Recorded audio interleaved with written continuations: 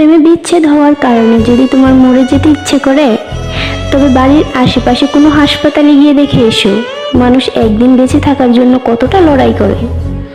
সামান্য অভাবে যদি তুমি দিশেহারা হয়ে পড়ো, তবে রাতের আঁধারে রাস্তার দুপাশে ঘুমিয়ে থাকা মানুষগুলোকে একবার দেখে এসো, যাদের পেটে নেই ভাত, মাথার উপরে নেই ছাদ। যদি তুমি কালো হওয়ার কারণে নিজের মুখ লুকিয়ে বেড়াও অন্যদের কাছ থেকে, তবে এই সিঁড়ি ঝলসে যাওয়া মানুষগুলোর দিকে তাকাও, যারা নিজের সেই জলসানো চেহারা নিয়ে সমাজে ঘুরে বেড়াচ্ছে অবলীলায়। মেয়ে না হয়ে ছেলে হলে ভালো হতো, কিংবা ছেলে না হয়ে মেয়ে হলে ভালো হতো। যদি এমন মনে হয়, তবে আমাদের সমাজের তৃতীয় লিঙ্গের মানুষদের দিকে তাকাও।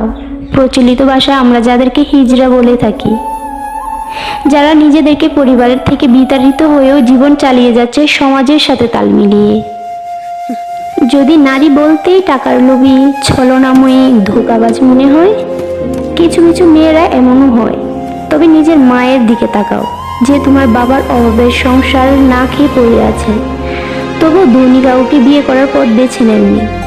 যদি পুরুষ বলতে দেহলোভী, মেয়েবাজ মনে হয়, তবে নিজের বাবার দিকে একবার তাকিও, যার ছোঁয়ায় নেই কোনো লালসা, আছে শুধু ভালোবাসা, মায়া, মমতা, স্নেহ, যে তার মেয়ের সবচেয়ে নিরাপদ আশ্রয়স্থল।